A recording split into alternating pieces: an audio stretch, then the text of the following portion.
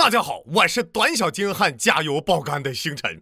2024新年伊始，奇人异事是一个接一个，追着让我更新了，属于是啊。今年即将大选的阿美丽卡自然是活最密的一个，别误会啊，不是董王和税王在竞选台上打拳击了，还没到时候呢啊！这次率先上菜的是国务卿布林肯。众所周知，2023年的老美属于援助小则不给力，背蓝红海玩空袭，痛斥别国不民主，国内通胀狂加息。为了四难自解，一肩扛着美利坚，一区50州的布林肯不得不四处救火啊！而这次的起因呢，是在慕尼黑安全会议中，当布林肯被主持人提问时，当场爆出一则金句 And if you're not at the table in the international system, you're going to be on the menu.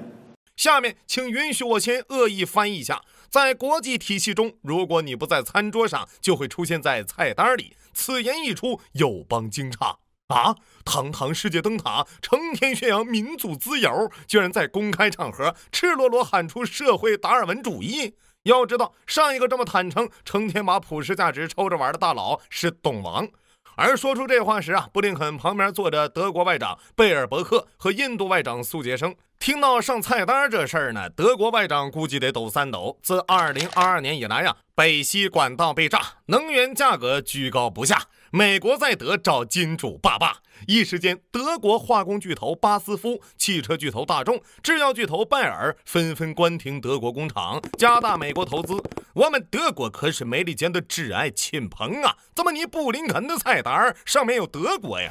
原本这话呢倒没啥，咱有类似的谚语啊，如落后就要挨打，不为刀俎就为鱼肉。况且我阿美丽卡就说了怎么地吧。关键在于，前不久不少网络信号人刚刚痛斥落后就要挨打是伪命题。谁说落后要挨打的？你看卢森堡、丹麦、立陶宛、挪威这些富得流油的小国，不是活得好好的？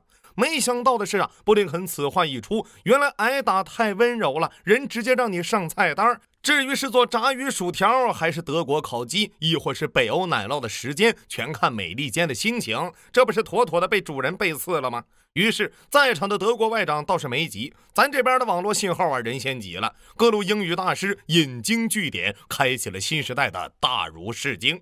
你们是断章取义，没有理会国务卿大人的意思啊！哎呀，是闹了当年苏联得陇望蜀的笑话。要懂英语，要看全文，否则会被指鹿为马。还有各种五花八门的解读啊！不懈努力，千方百计，无论如何都要给国务卿大人美化下，那可真叫牙齿咬铁钉，就是嘴硬啊！什么你不参与制定规则就会被迫接受规则，唯有主动争取才能保证自己的利益。想上餐桌就得守规矩。非常好翻译，使我笑容很多，爱来自瓷器。回归正题啊，其实如果熟悉布林肯呢，说出这话并不奇怪。作为出身良史已故的外交世家，布林肯父亲是曾任匈牙利大使，叔叔是比利时大使，早在2009年便担任了副总统拜登的安全顾问，就此成为亲密战友。董王上台后，布林肯与副国防部长米歇尔、前美国中央司令部司令奥斯汀成立了战略咨询公司，主要客户包括国防工业、私募股权和对冲基金，光演讲费一年就挣了120万。2020年拜登当选后，布林肯重新出山，没想到摊上老拜那是心操碎了，人也憔悴了，老婆还被小白睡了。嗨，有人说拜登公开讲话时最紧张的不是总统，而是背景里的国务卿布林肯，这就大错特错了。布林肯在报金句这块完全不逊色于老拜。2023年接受哥伦比亚广播公司采访时，针对为何援助乌克兰的提问，布林肯这样说：美国人不喜欢一个大国欺负另一个国家。听起来一点没问题啊，就是从一个美国人嘴里说出来呢，有点黑色幽默了啊。对了，餐桌会议这事儿还有后续。参加慕尼黑安全会议的一名乌克兰议员听到后，还就此提问：布林肯先生，您说那些不在餐桌上的人都在菜单上，当乌克兰在布达佩斯自愿放弃核武器后，我们就在菜单里了。问题是我们出路是什么？要么成为北约核联盟成员，要么恢复核地位。我看不到其他选择，您更喜欢哪种？不过这个问题被主持人堵回去了，我都不知道乌克兰议员问这种问题是故意的还是不小心的。出路肯子都给你指了呀，上菜单啊！而俄罗斯外长啊，也对布林肯的餐桌菜单论做出了回应，祝愿胃口特好的美国朋友不要在民主餐桌上噎着啊！抛开闹剧不谈，我更关注若干年后这句话会如何定义。要知道啊，布林肯是在回答主持人关于世界局势走向分裂，谁是美国盟友，谁是美国敌人这一个关于未来的话题，颇有一丝1946年丘吉尔铁幕演说的情景。当年丘吉尔说的是，从波罗的海边的斯德丁到亚得里亚海边的里雅斯特，一幅横贯欧洲大陆的铁幕已经拉下。如今布林肯则是从黑海的克里米亚到太平洋的夏威夷，一张横贯亚欧大陆的餐桌已经铺开了。此处我有一联上联忆往昔峥嵘岁月，寰宇内横行世界，下联看今朝时过境迁，餐桌上恐为人间。除了在德国爆金句外，估计小布下个要赶场的是韩国。可能是思密达也不甘心上菜单啊。2月22日，韩国防长申渊石出席问政会时当被问到随着朝鲜疯狂刷火箭，一旦特朗普重返白宫，美国的朝鲜半岛政策退化，咱们咋办呢？这位防长大人当即撂下狠话，如果美国因朝鲜恐吓动摇而违背韩国同盟义务，就应该放弃全球领导地位。很喜欢必有的一句话菜单成精了，开始点人了，一时间让我想起了那幅世界名画。防长大人是入戏太深了，本以为思密达要吼出大丈夫生于天地之间，岂能郁郁久居人下，结果仅仅支棱了数秒，韩联社便重新定义了这句话。哎呀，别误会啊，防长大人不是这意思，他想表达的是任何情况下都应该维持韩美同盟。高情商执子之手，低情商做儿之狗。嗨，这一个个都跟泽胜学坏了，完全不拿阿美当父亲，自我定义为宠妻，各种撒娇，各种胁迫，各种拿捏，还有没有王法了？对了，根据相关人士透露呢，这位国防部长在放狠话前一周还特地向因前列腺癌手术并发症住院的美国防长奥斯汀转赠礼物，并亲笔写下祝贺出院的小卡片。韩国还是唯一向奥斯汀出院表示祝贺的国家。都说礼轻情意重，这回礼倒是真不重，就送了一果篮，不愧是宇宙大国，真有你的。